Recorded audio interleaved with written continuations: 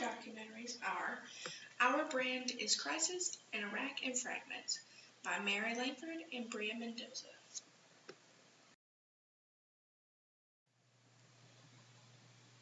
This is a map of Bolivia, where this documentary, Our Brand is Crisis, takes place.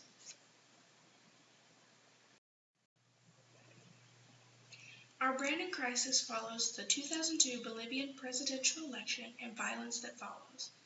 It takes place in mainly La Paz, Bolivia, and relates to other political issues like natural gas lines.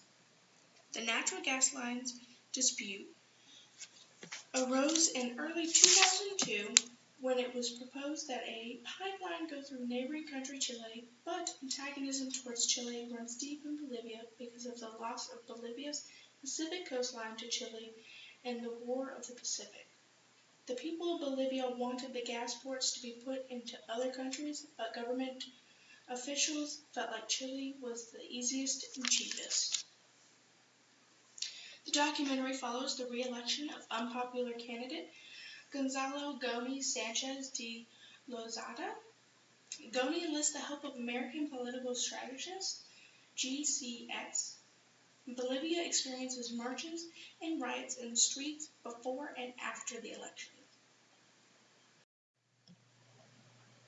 This is a picture of the documentary. It was released in 2005. It was written and directed by Rachel Boynton. The documentary opens showing violent riots, February 2003, and flips to a blank screen that takes viewers back 1 year before the major violence, February 2002, 6 months before election. Goni previously elected from 1993 to 1997. He created Social Security and free health care, opened national companies to foreign investment with capitalization, a policy that was unpopular in Bolivia but gained him international praise. The film introduces Greenberg Carvel Schrum, or GCS, an American strategy company that attempts to win elections for candidates by making other candidates look bad, producing better political ads, and creating focus groups to see what the public thinks about the candidates. GCS points out the flaws and unpopularity of Goni, since Bolivia was not ready for his capitalism. Goni did not follow through with his promise of new jobs in his last election, and poverty, unemployment, and corruption would make the country collapse. GCS decides to run a slander campaign against opponents Evo Morales and Manfred Villa. GCS helps Goni run better political ads about what the public wants to hear, more jobs mainly. On March 25th, Goni took the lead by just 1 point. The election will be held June 30th.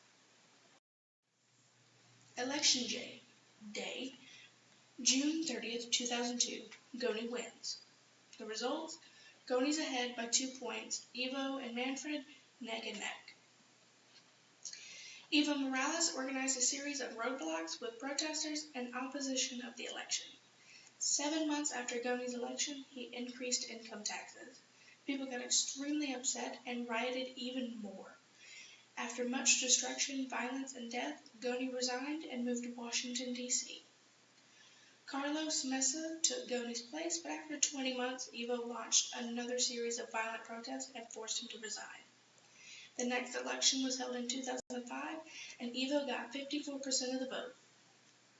GCS continues to work in campaigns around the world. The main issues in the film are corruption in the Bolivian government, Bolivian presidents not listening to the people or giving them a voice.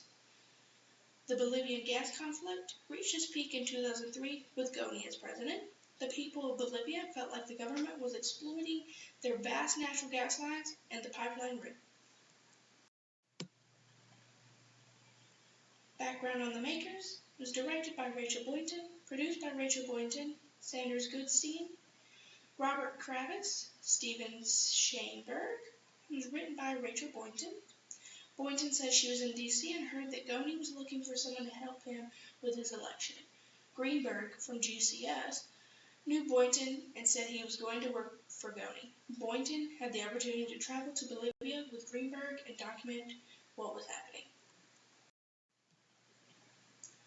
We believe that Boynton did a great job of showing everything on screen and not drawing a bias towards either GCS or the protesters of Bolivia. For the most part, outsiders corroborate Boynton's film and the protest. From Upside Down magazine, the main thing the documentary did not mention as much was the riots and deaths. It definitely took a more political viewpoint. We saw segments of the riots, but not as much as I'd expect after viewing more articles on the subject. Implications at the local level. People of Bolivia are dying in the rebellion. The people of Bolivia believe the government is outsourcing their jobs. At the state and national level, the government benefits because they can increase their tax revenue and country with more skilled workers. The global and international level. Globally, the United States got involved when a GCS employee decided to help Goni. As the sources for our brand is crisis. Now we're moving on to Iraq and Fragments. Background information. It all began with pretty much 9/11, U.S. counterattack on Afghanistan. Because of 9/11, Bush and his team claimed that Iraq was building atomic weapons or even planning an attack on the U.S. Once American forces occupied Iraq, it took about a year to capture Saddam and hunt down his senior associates. The result, there were no atomic bombs, no atomic bomb program, nothing. Even after the discovery, the U.S. did not leave, which formed more problems. Obama said in 2010, a war to disarm a state became a fight against an insurgency. The reason the insurgency came about was to oppose the U.S. occupation. The war lasted from 2003 to 2011. This is just a map of Iraq with the capital, Baghdad. The documentary pre-production began in 2002, it was completed in January 2006, and premiered at the Sundance Film Festival in 2007. It was awarded prizes for Best Documentary Directing, Best Documentary Editing, and Best Documentary Cinematography. The first time in Sundance history, a documentary has received 3 jury awards. Not only has this documentary been awarded these awards, but numerous other ones. James Longley spent more than 2 years filming in Iraq to create this documentary of the war-torn country as seen through the eyes of Sunnis, Shiites, and Kurds. Documentary of occupied post-liberation Iraq presents 3 separate stories that together create a portrait of everyday life for average citizens in the war-torn nation. The documentary takes place over the course of 3 parts. Part 1 follows an 11-year-old boy, Muhammad, which has viewpoints of Sunni. Part 2 follows Sadir followers and 2 Shiite cities rallying for regional elections while enforcing Islamic law at the point of a gun. Part 3 follows a family of Kurdish farmers who welcomed the U.S. presence, which has allowed them a measure of freedom previously denied. Here's just some pictures from the documentary. Start in the top left. You have Part 1, Muhammad, the 11-year-old boy. Part 2 is in the top right corner. You have one of the Sadir followers. Part 3, in the bottom left corner, you have the elder Kurdish man. And in the bottom right corner, you have the documentary face. The story, Part 1. The story opens following an 11-year-old boy named Muhammad who lived and worked in the Sheikh Omar district of Baghdad. He opens by saying everything was beautiful. The bridges, there were fish, the river, now there's nothing. Iraq is destroyed. He found work with a mechanic and he was almost taken in his own son. Muhammad looked up to the man as his father since his father was not around. Although he was hit and cursed at daily, it was a horrible environment for him, and he was eventually able to go work with his uncle, which was a much better environment. Muhammad wanted to get away from everything and live abroad. His dream was to become a pilot so he could see all the beautiful places. The men at the mechanic shop don't like the U.S. presence at all. The men think America's only here for the oil. The owner says Saddam took everything for 35 years, and now Americans are making it worse. The story, part 2. Iraq had been ruled by Sunnis for hundreds of years, and suddenly the majority Shiites were sensing that their moment had arrived. His plan, as in James Longley's plan, was to film the emergence of Iraq's Shiite power from the inside.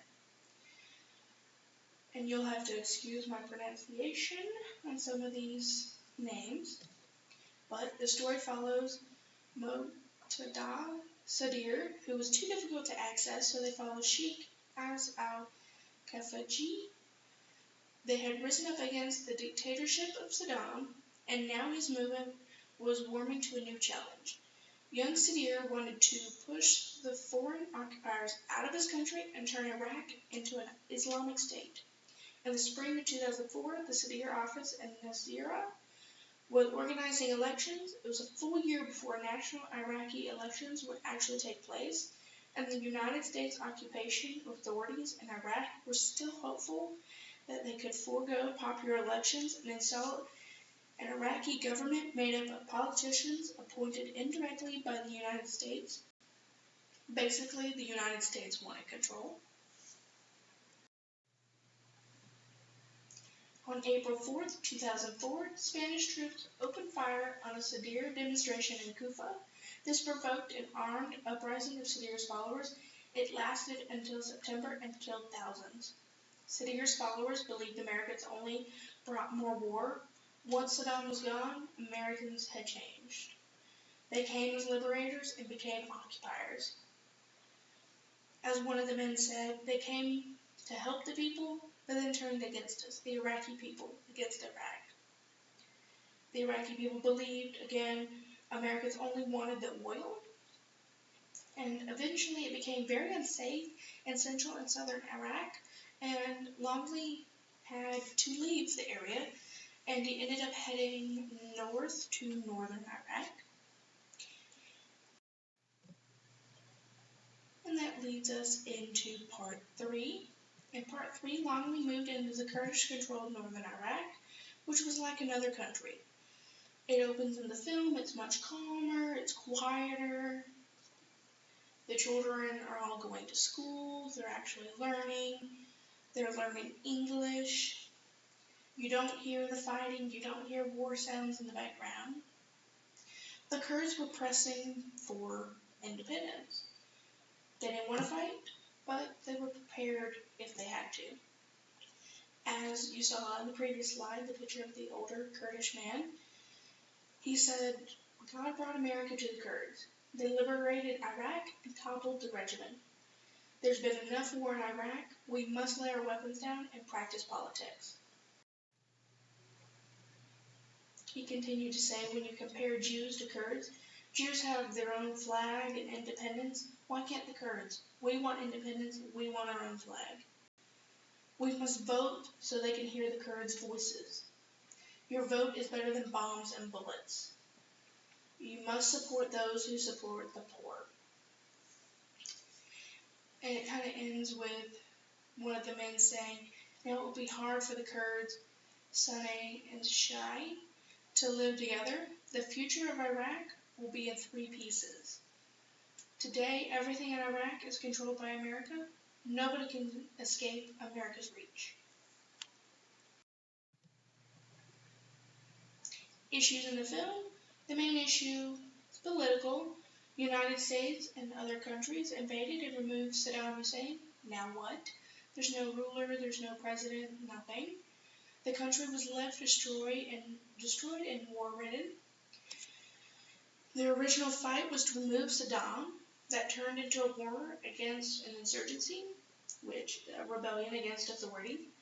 The insurgency came into the picture to oppose the U.S. occupation. They didn't want the U.S. occupying their country, just like we wouldn't want somebody else occupying our country.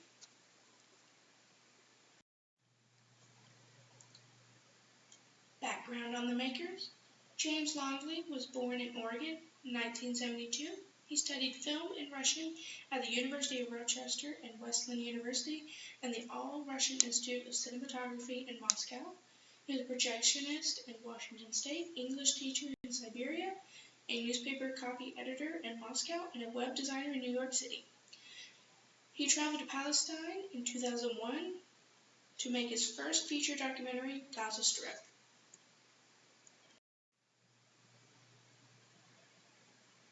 This is just a couple pictures of James Longley, get an idea what he looks like.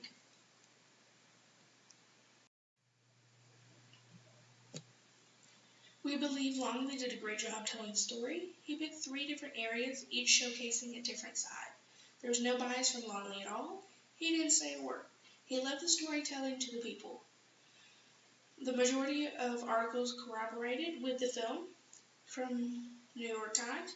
Since Iraq and Fragments was finished, the fragmenting of Iraq appears to have accelerated, but the film is not easily summarized as a text of hope or a brief for despair. It is instead an invitation to look again and afresh at a country many Americans may be tired of thinking about, and to be reminded of the complicated human reality underneath the politics. Implications. At the local level, there was rioting, fighting, people dying all over the place, groups forming, trying to take control. There's 3 different groups trying to vote, some being more violent than others. At the state, national level, there was no central government, there was no president, ruler, nobody. Everybody was just, again, voting, fighting, trying to become the group in charge. At the global international level, the United States invaded. They got involved. And that's the sources.